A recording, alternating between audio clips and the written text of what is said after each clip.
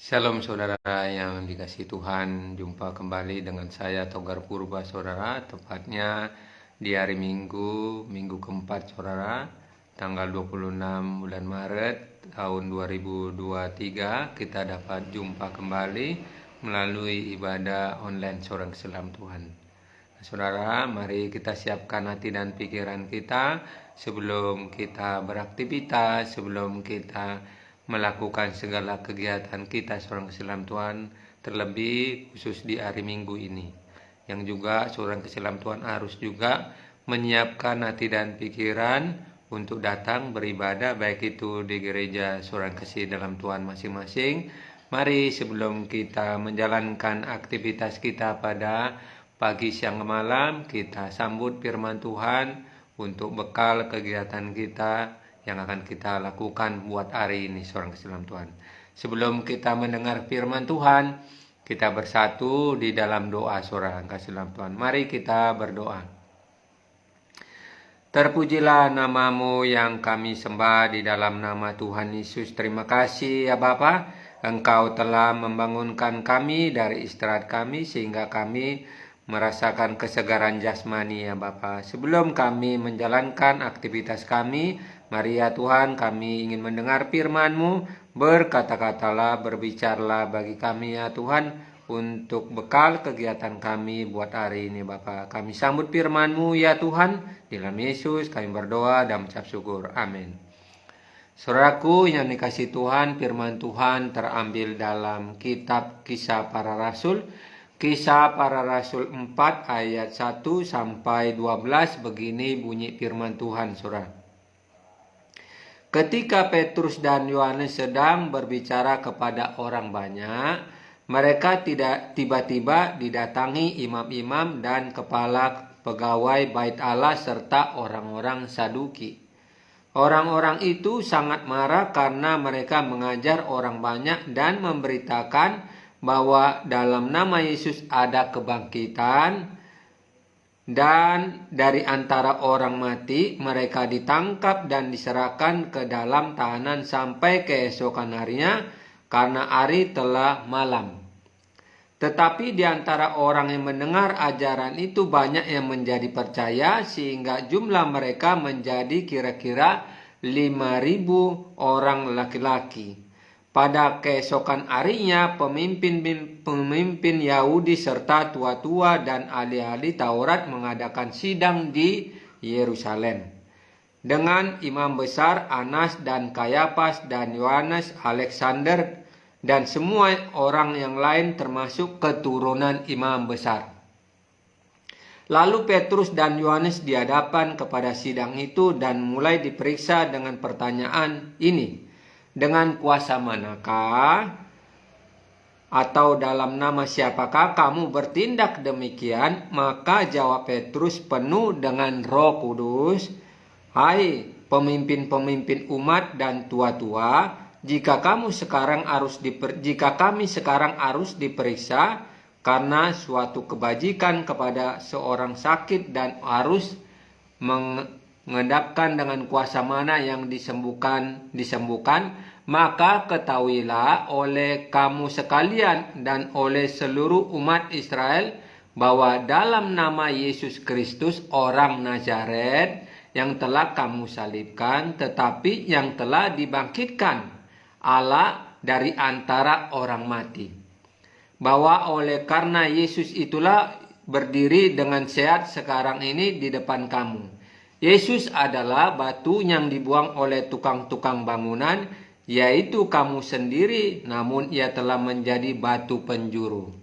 Dan keselamatan tidak ada di dalam nama siapapun selain di dalam Dia, sebab di bawah kolong langit itu tidak ada nama lain yang diberikan kepada manusia yang olehnya kita dapat diselamatkan. Demikianlah pembacaan firman Tuhan dalam kitab Kisah Para Rasul 4 ayat 1 sampai 12. Saudara yang kasih dalam Tuhan, kalau saudara membuka firman Tuhan, di situ tertera bagaimana Petrus dan Yohanes. Petrus adalah dihadapkan suatu sidang. Dan kedua murid Tuhan Yesus ini yang sangat fenomenal saudara yang kasih dalam Tuhan, dan sangat dipakai Tuhan secara luar biasa. Maka ada kitab Yohanes, saudara, dan juga ada kitab Petrus, orang kasih dalam Tuhan. Jadi kedua tokoh firman Tuhan yang saat pada pagi hari ini adalah sesuatu yang kita dengar bagaimana mereka melakukan sesuatu pemberitaan firman Tuhan, saudara. Ketika Yesus telah naik seorang selam Tuhan ke surga, Yesus memberikan pesan kepada mereka yang dikatakan pesan setelah naik ke surga seorang selam Tuhan, dikatakan oleh Yesus, beritakanlah Injil, jadikanlah semua bangsa muridku. Itulah yang disampaikan oleh Yesus kepada murid-muridnya, termasuk kedua murid ini seorang selam Tuhan, yaitu Petrus dan Yohanes. Nah, saudara yang kasih dalam Tuhan, mereka melakukan pelayanan yang sangat luar biasa, saudara.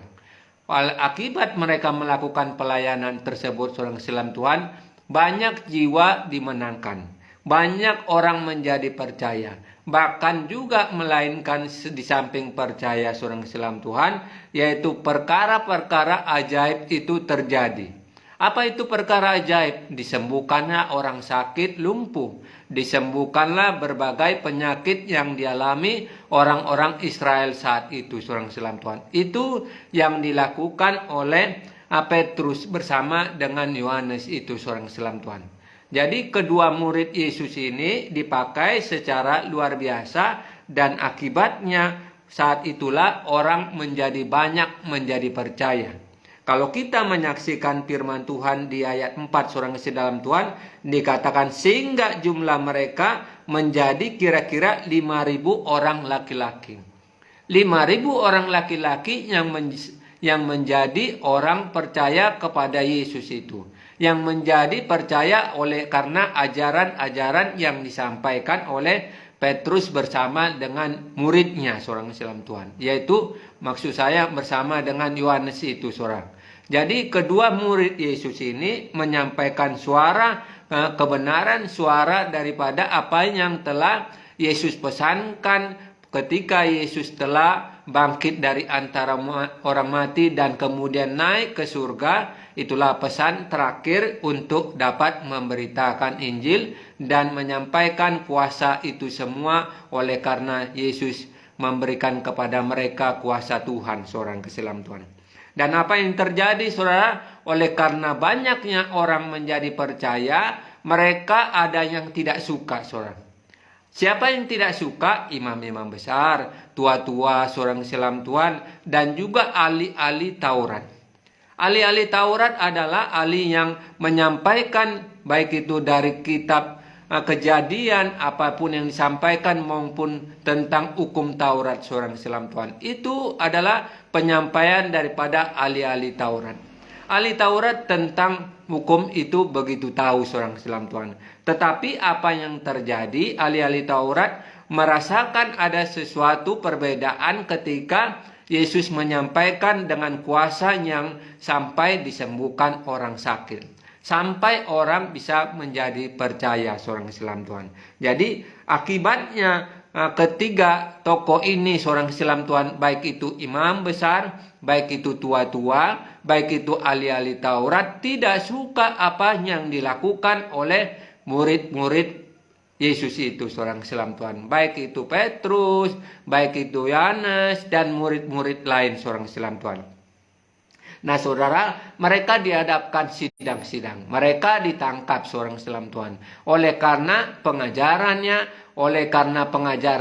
dapat juga bisa menjadi orang percaya.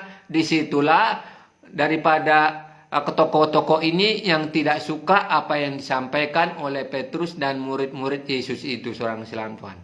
Jadi penyampaiannya bisa menjadi orang percaya. Disitulah mereka ditangkap, seorang. Sungguh sesuatu hal yang kedua murid ini mengalami sesuatu yang tidak enak, seorang Islam Tuhan. Ketika ditangkap oleh para tokoh-tokoh, baik itu imam besar, baik itu tua-tua dan ahli Taurat, seorang Islam Tuhan.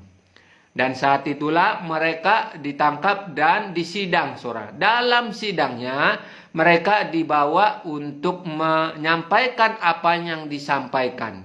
Dalam penyampaian Petrus di sidang, Petrus menyampaikan berkata, dengan kuasa manakah kamu menyampaikan?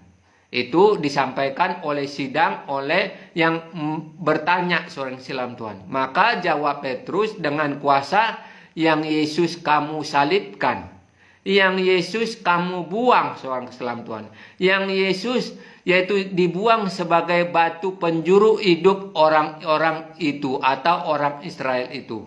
Dan dikatakan dalam firman Tuhan di ayat 11 seorang silam Tuhan, Yesus adalah batu yang dibuang oleh tukang-tukang bangunan, yaitu kamu sendiri, namun ia telah menjadi batu penjuru.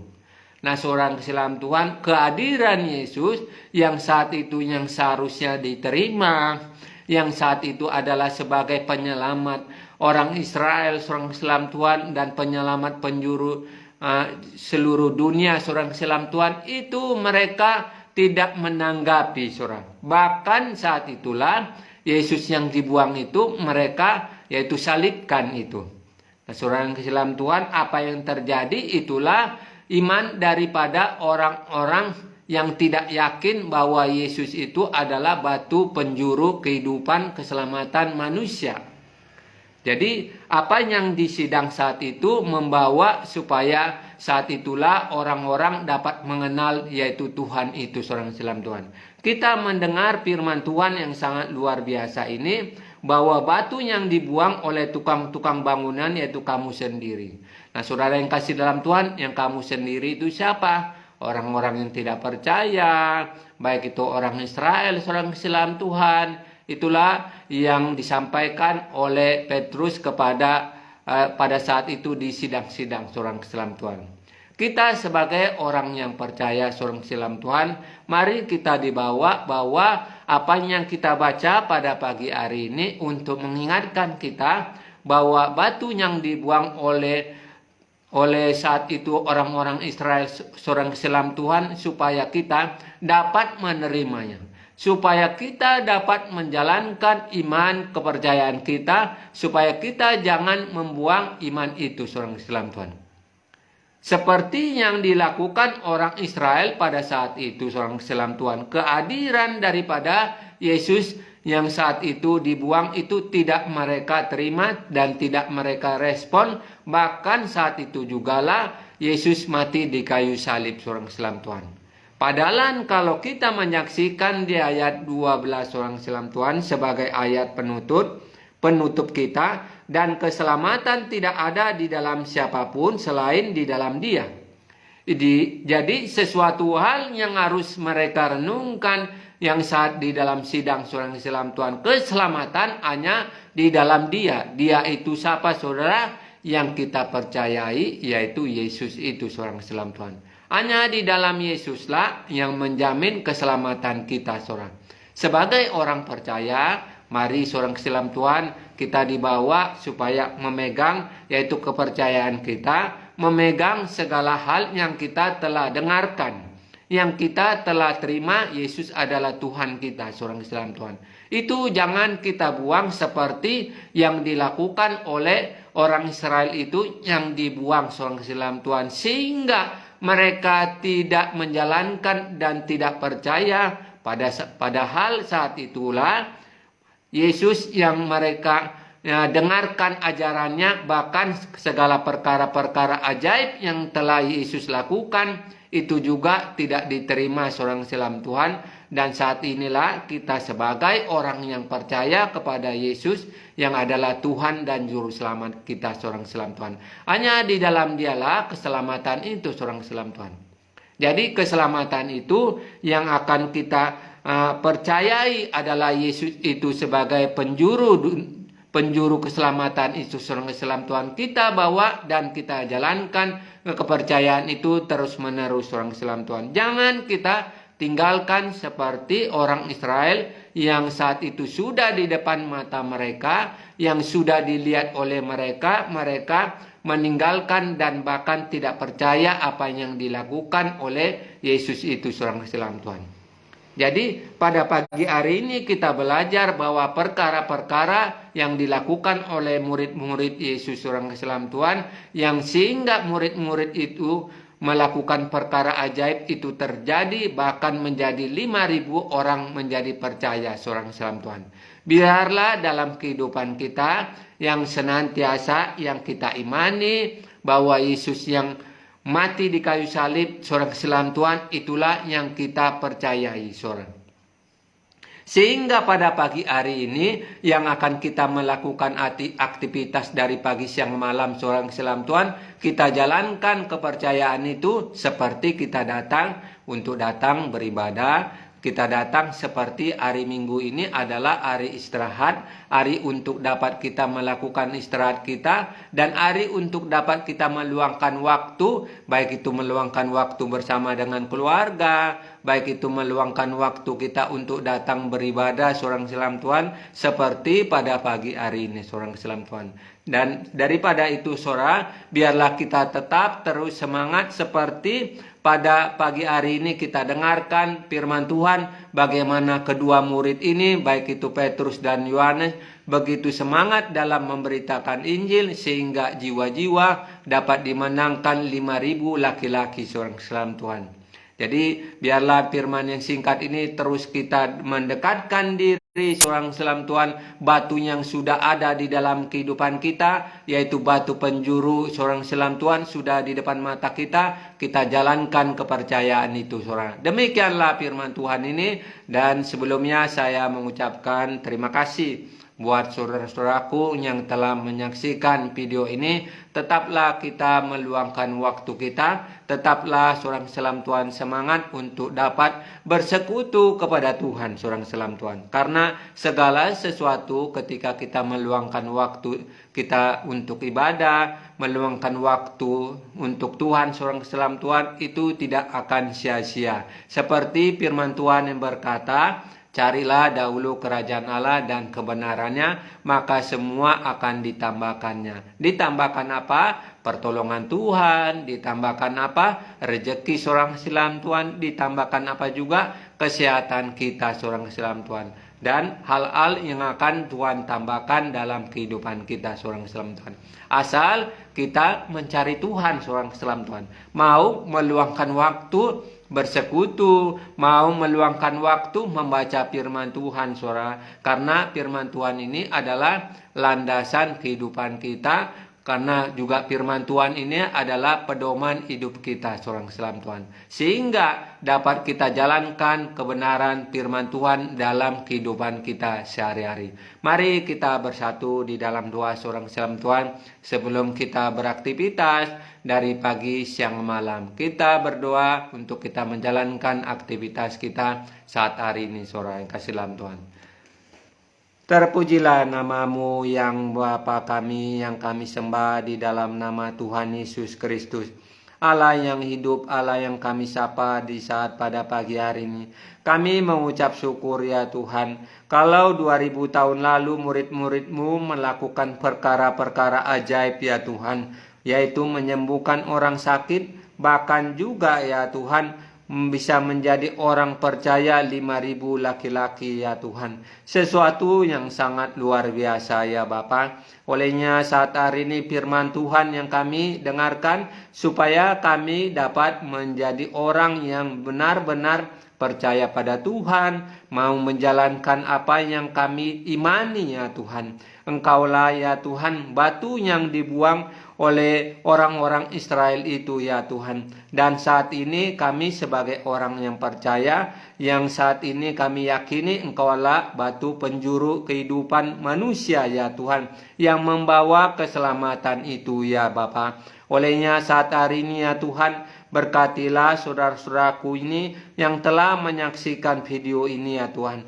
Tambah-tambahkanlah pengenalan akan Engkau ya Tuhan. Bawalah kehidupan saudara-saudaraku untuk lebih dekat kepada Engkau. Mau meluangkan waktu bersama dengan Engkau mau melakukan yang segala sesuatu yang menyenangkan nama Tuhan. Baik itu ketika beraktivitas dari pagi siang malam ya Tuhan.